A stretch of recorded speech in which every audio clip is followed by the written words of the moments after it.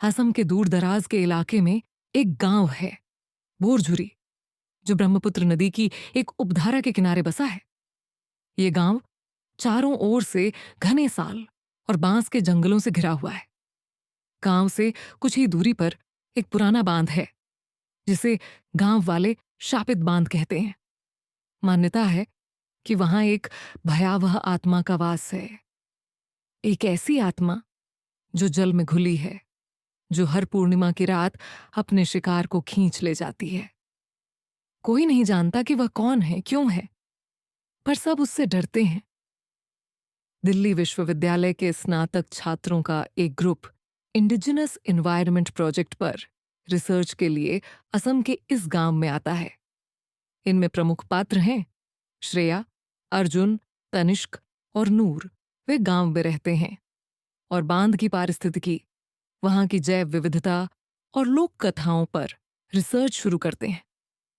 पहले 2 दिन तक सब सामान्य होता है, लेकिन तीसरी रात नूर को बांध के पास अजीब सी फुसफुसाहट सुनाई देती है, कोई बांसुरी जैसी आवाज जो हवा में तैरती है। वह ध्यान नहीं देती, लेकिन अगली सुबह वह अपनी आंखों के नीचे नीले धब्बों के साथ उठती है। गांव का मुखिया लचित दादा, एक 80 वर्षीय वृद्ध, उन्हें एक पुरानी कथा सुनाते हैं। आज से 50 साल पहले इस बांध के निर्माण के समय एक लड़की, मोहली, अपने परिवार के साथ विस्थापित हुई थी। लेकिन जब गांव वाले बांध बनने का विरोध कर रहे थे, तब पुलिस ने बलपूर्वक सबको हटाया। मोहली की मां की हत्या हो गई और उसे बांध के पानी में फेंक दिया गया। उस दिन पूर्णिमा थी और तभी से हर पूर्णिमा की रात बांध में पानी का स्तर अजीब तरीके से बढ़ने लगता है। श्रेया को यह कहानी एक अफवाह सी लगती है, लेकिन तनिष्क इसे गहराई से लेता है। वह मोहली के बारे में अधिक जानकारी जुटाने लगता है और गांव के एक पुराने पुजारी बटुक बाबा से मिलता है, जो कहते हैं वो लड़की अब जल की रानी बन चुकी है, पर शांति उसे तब मिलेगी जब कोई उसकी सच्चाई को सबके सामने लाएगा। चौथी रात अर्जुन अपने कैमरे से बांध की रिकॉर्डिंग कर रहा होता है, जब उसे एक झिलमिलाती आकृति दिखाई देती है। एक लड़की जो किनारे पर खड़ी है, उसके बाल बह जा रहे हैं, चेहरा झुका है। वह आकृति पानी में उतरती है और फिर जैसे लहरों में समा जाती है। अर्जुन यह फुटेज देखकर दंग रह जाता है। वह जब सबको दिखाता है, श्रेया इसे तकनीकी त्रुटि मानती है, लेकिन तनिष्क और नूर अब मानने लगते हैं कि कुछ तो है। इसी रात नूर फिर गायब हो जाती है। सुबह उसका कैमरा बांध के किनारे मिलता है। उसमें अंतिम तस्वीर है, एक चेहरा अधजला, आंखें सफेद और होंठों से खून रिसता हुआ। अब टीम का माहौल डरावना हो जाता है। गांव वाले कहते हैं जो मोहली की आत्मा को परेशान करता है वह खुद खो जाता है। बटुक बाबा बताते हैं कि मोहली की आत्मा जल से बंधी है और यदि उसका अधूरा श्राद्ध अनुष्ठान किया जाए तो वह शायद शांत हो सकती है।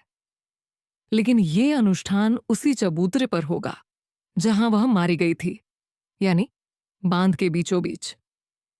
श्रेया अब नूर के खोने से दुखी और भयभीत मानने लगती है कि जो हो रहा है वह केवल विज्ञान से नहीं समझा जा सकता। वह अर्जुन और तनिष्क के साथ बांध के मध्य उस चबूतरे पर जाती है। वहां चारों तरफ कुहासा होता है और जैसे ही उन्होंने दीपक जलाया, हवा तेज चलने लगती है और पानी की सतह से एक छाया उठती है। वह छाया धीरे धीरे आकार लेती है। वही लड़की, मोहली।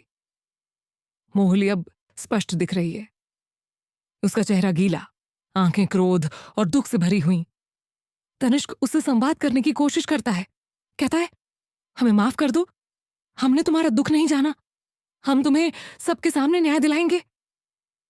मोहली चीखती है, ऐसी चीख जो हवा को चीर दे। अचानक अर्जुन पानी में खींचने लगता है। श्रेया उसे पकड़ती है, लेकिन उसका हाथ फिसलता है।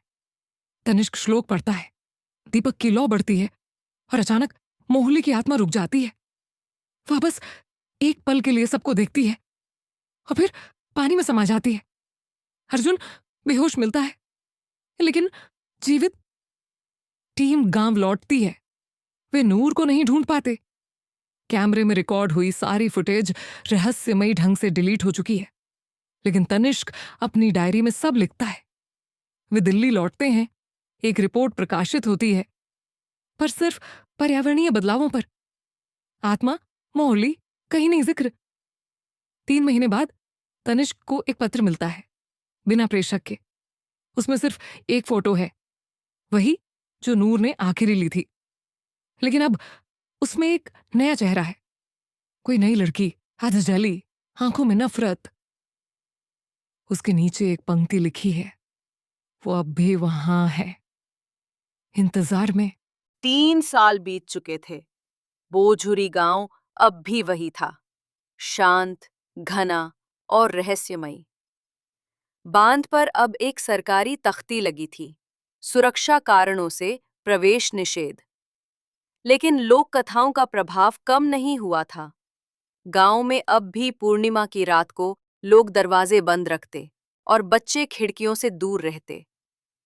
इस बार गांव में आया एक नया रिसर्च ग्रुप, एक एनजीओ द्वारा भेजा गया। डॉक्टर अन्वी चौधरी, एक मानव विज्ञान विशेषज्ञ जिसने पूर्वोत्तर भारत की कई रहस्यमयी घटनाओं पर शोध किया था। रुद्रसेन, एक पूर्व पुलिस अधिकारी। कव्या मिश्रा, एक युवा रिपोर्टर जो भारत की अनसुनी कहानियों पर डॉक्यूमेंट्री बनाती थी।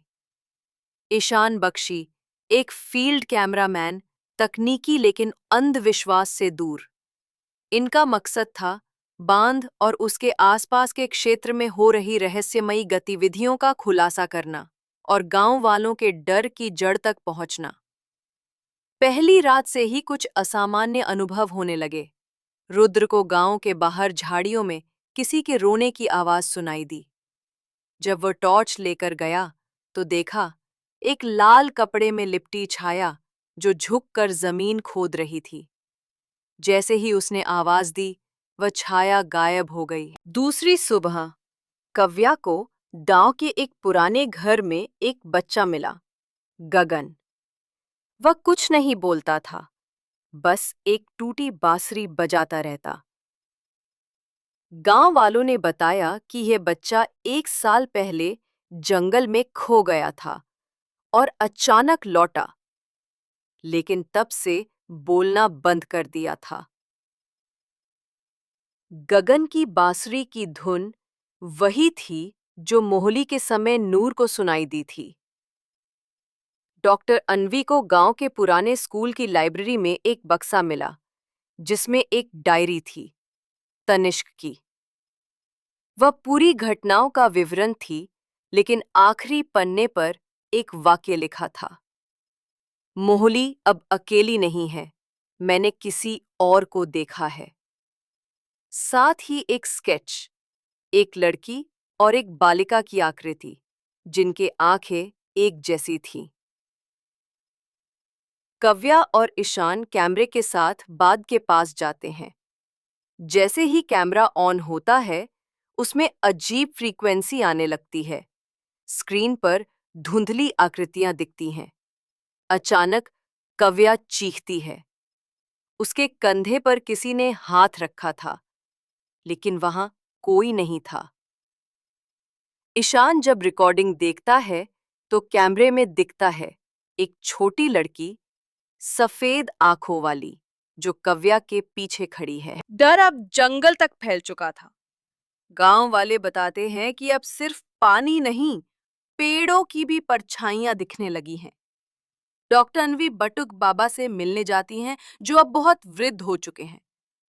वे बताते हैं, मोहली की आत्मा अब बांध से मुक्त हो चुकी है, लेकिन जो पीड़ा उसने सहेजी थी, उसका एक अंश इस धरती पर रह गया है।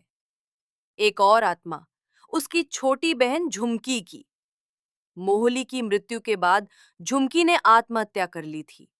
उसका शव कभी नहीं मिला, पर उसकी आत्मा मोहली के प्रति वफादार बनी रही। रुद्र को धीरे धीरे एहसास होने लगता है कि अब ये सिर्फ आत्मा की कहानी नहीं, बल्कि आत्माओं के एक पूरे चक्र की शुरुआत है। पूर्णिमा की रात कव्या अचानक गुम हो जाती है। ईशान उसकी तलाश में जंगल में जाता है, जहां उसे एक पुरानी मंदिर की सीढ़ियां दिखती हैं, मिट्टी में आधी दबी हुई। अंदर एक मूर्ति और उसके पीछे दीवारों पर रक्त से बने चित्र और एक पत्थर पर उकेरा गया नाम झुमकी। तभी मंदिर की दीवारें हिलने लगती हैं, हवा कांपती है, झुमकी की आत्मा प्रकट होती है। एक बालिका अध जले चेहरे के साथ, लेकिन उसकी आंखों में मोहली की तरह शोक नहीं, क्रोध था। ईशान बेसुध हो जाता है। अगली सुबह वो मंदिर के बाहर मिलता है, लेकिन उसके कैमरे की फुटेज फिर गायब होती है। केवल एक तस्वीर बची रहती है, जिसमें कव्या हाथ में वही बांसुरी पकड़े हुए दिख रही है, लेकिन उसकी आंखें अब सफेद हैं। टीम बिखर चुकी है। कव्या लापता है, ईशान बोल नहीं पा रहा और रुद्र मानसिक रूप से टूट चुका है। अन्वी रिपोर्ट दर्ज करती है, लेकिन सरकार इसे मान्यता नहीं देती। 1 साल बाद किसी अज्ञात व्यक्ति द्वारा भेजा गया एक वीडियो दिल्ली के न्यूज़ चैनल को मिलता है। उसमें एक छोटी बच्ची दिखती है जो जंगल में बांसुरी बजा रही है। कैमरा पास जाता है और वो अचानक मुड़ती है। वही चेहरा, वही आंखें, झुमकी। फिर स्क्रीन काली हो जाती है और एक फुसफुसाहट आती है। अब वो जल नहीं, हवा में भी है। इंतजार खत्म नहीं हुआ, बस फैल गया है। 3 साल बीत चुके थे। बोझुरी अब एक रहस्यमयी किंवदंती बन चुका था। लेकिन दिल्ली में एक फ्रीलांसर पत्रकार संजीव शर्मा, जिसने कव्या की डॉक्यूमेंट्री देखी थी, अचानक उसी वीडियो को दोबारा चलाते हुए चौंक गया। वीडियो के आखिरी फ्रेम में एक कोड छुपा था, JMK 112। संजीव को लगा ये कुछ और है।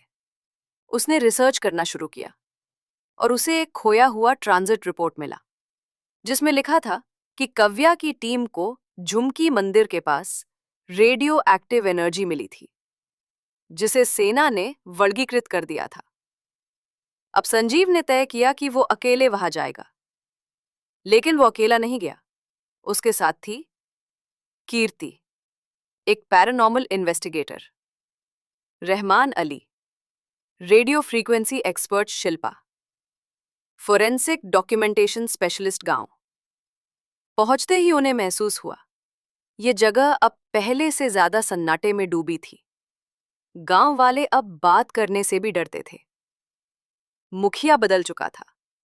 अब था देबो ज्योति, एक तेज आंखों वाला युवा, जिसने संजीव को एक ही चेतावनी दी, तुम्हारे कैमरे कुछ नहीं देखेंगे, पर तुम्हारी आत्माएं जरूर महसूस करेंगी।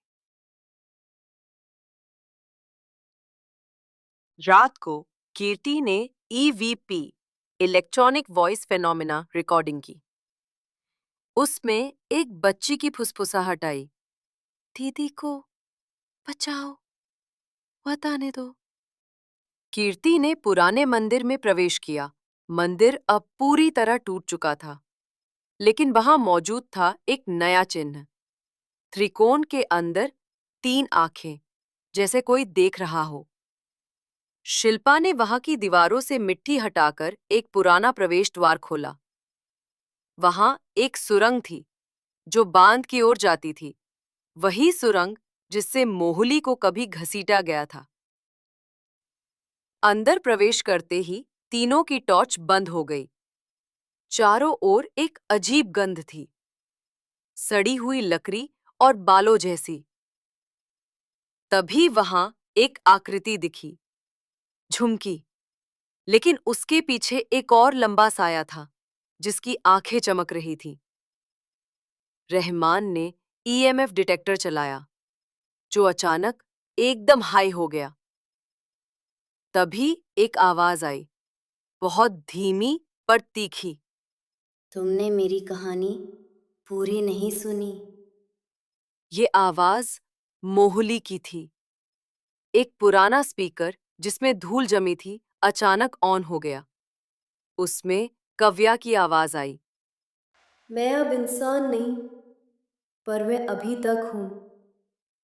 कीर्ति बेहोश हो गई। जब उसे होश आया तो उसके शरीर पर वही त्रिकोण चिन्ह था। टीम को अब यह स्पष्ट हो गया कि आत्माएं सिर्फ एक जगह पर नहीं थीं, वे अब तत्वों से जुड़ चुकी थी। जल में मोहली, वायु में झुमकी और अब मिट्टी में एक तीसरी आत्मा। शिल्पा ने बताया कि उस रात जो आकृति दिखी थी वो शायद गगन था। वो बच्चा जो बोलता नहीं था, वो अब झुमकी का संदेशवाहक बन गया था। गांव वाले कहते हैं, गगन अब रात में पैरों पर चलता है, आंखों में सफेदी और हाथ में बांसुरी। अब टीम ने फैसला लिया कि वे त्रिकोण चिन्ह का अर्थ समझेंगे। वे गांव के एक पूर्व ज्योतिषी से मिले, नबीन नाथ। उन्होंने बताया, त्रिकोण का अर्थ है त्रयी शक्ति। जब तीन भावनाएं, पीड़ा, प्रतिशोध और प्रेम किसी एक भूमि पर एकत्र हो जाती हैं, तो वहां आत्माएं स्थायी हो जाती हैं। उन्हें मुक्त नहीं किया जा सकता, केवल संवाद से रोका जा सकता है। संजीव ने अब अंतिम प्रयास की योजना बनाई। सभी आत्माओं से संवाद का प्रयास एक बार में। इसके लिए उन्होंने पुराने बांध के किनारे एक अनुष्ठान स्थल बनाया, जहां 3 दीपक जलाए गए, जल, वायु और पृथ्वी के लिए। पूर्णिमा की रात, तीनों दीपक जलते हैं। चारों लोग उस स्थल पर बैठे हैं। तभी कुहासा छा जाता है। टेप रिकॉर्डर से एक साथ 3 आवाजें आने लगती हैं। एक धीमी, शांत, लेकिन भारी। मोहली, एक तेज नटखट पर दुखी झुमकी, और एक गहरी, पुरुष जैसी। तीनों आत्माएं अब बोल रही थीं। मोहली कहती है, मैं सिर्फ न्याय चाहती थी। झुमकी कहती है, मैं दीदी को अकेला नहीं छोड़ सकती। और तीसरी आत्मा, मैं वो हूं जो इन्हें रोकेगा नहीं, जो इन्हें फैलाएगा। अचानक मिट्टी से एक चेहरा उभरता है। वही त्रिकोण चिन्ह उसका माथा है। ये आत्मा थी, बांध का, जिसने लालच में गांव वालों को धोखा दिया था। उसकी आत्मा अब तीसरी शक्ति बन चुकी थी। तीनों आत्माएं अब आपस में उलझने लगती हैं। जल से भाप उठती है, हवा तेज हो जाती है और मिट्टी में कंपन होने लगता है। पूरा क्षेत्र कांपता है और फिर सब शांत। सिर्फ एक दीपक जलता रह गया, वायु वाला। कीर्ति आंखें खोलती है। वो अब मौन है। उसके हाथ में बांसुरी है। कैमरे से जो अंतिम फुटेज रिकॉर्ड हुई, उसमें एक परछाई दिखती है। एक बच्ची, एक युवती और एक पुरुष। तीनों अब एक साथ चलते हुए जंगल में समा जाते हैं। पूर्णिमा की रात के बाद गांव में अजीब सी खामोशी छा गई थी। पक्षियों की आवाजें बंद हो गई थी। पेड़ों की पत्तियां भी जैसे हिलना बंद कर चुकी थी। संजीव, शिल्पा और रहमान गांव छोड़ चुके थे, लेकिन कीर्ति वहीं रह गई। अब वो बात नहीं करती थी, बस हर शाम मंदिर की सीढ़ियों पर बैठती थी और बांसुरी बजाती थी। गांव वाले अब उससे डरने लगे थे। कुछ लोगों ने दावा किया कि रात को कीर्ति का चेहरा बदल जाता है, कभी झुमकी, कभी मोहली और कभी एक अपरिचित चेहरा। त्रिकोण की छाया अब पूरे गांव पर फैल चुकी थी। दिल्ली लौटने के बाद संजीव ने वो सब कुछ लिखना शुरू किया जो उन्होंने अनुभव किया था।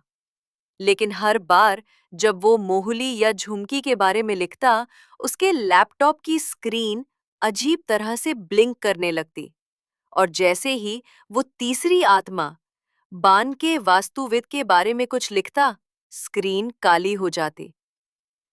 एक रात संजीव को नींद में एक सपना आया। एक जलता हुआ मंदिर, एक बच्ची जो हवा में लटक रही है और एक पुरुष जो मिट्टी में घुटनों तक धंसा हुआ है। वो सपना सच नहीं था, पर शायद एक चेतावनी थी। बोझुरी में अब कीर्ति एक देवी जैसी पूजी जाने लगी थी। डर के कारण लोग उसकी झलक देखकर अपने घरों में घुस जाते, लेकिन वो किसी को कुछ कहती नहीं, बस बांसुरी बजाती। और जब भी पूर्णिमा आती, उसके पीछे जंगल में आग की लपटें दिखने लगतीं। एक दिन एक बच्चा, दीपू, जो नई बस्ती में रहता था, अचानक गायब हो गया। अगली सुबह वो मंदिर की सीढ़ियों पर बैठा मिला, कीर्ति की गोद में। उसकी आंखें सफेद थीं। उसने सिर्फ इतना कहा, अब वो हमारी बात सुनती है, पर क्या हम उसकी सुनेंगे? अब ये साफ हो गया कि आत्माएं सिर्फ बांध तक सीमित नहीं थीं, वे फैल रही थीं। यहां तक कि पास के कस्बों में भी अजीब घटनाएं दर्ज की जा रही थीं। लोग सपनों में त्रिकोण चिन्ह देख रहे थे। संजीव ने एक बार फिर से गांव लौटने का निश्चय किया। इस बार अकेले नहीं, उसके साथ थे माया अग्रवाल, एक तांत्रिक विदुषी जो आत्माओं के आध्यात्मिक अध्ययन में माहिर थीं। अर्पित घोष, एक क्वांटम वैज्ञानिक जो ऊर्जा तरंगों की चाल समझ सकते थे।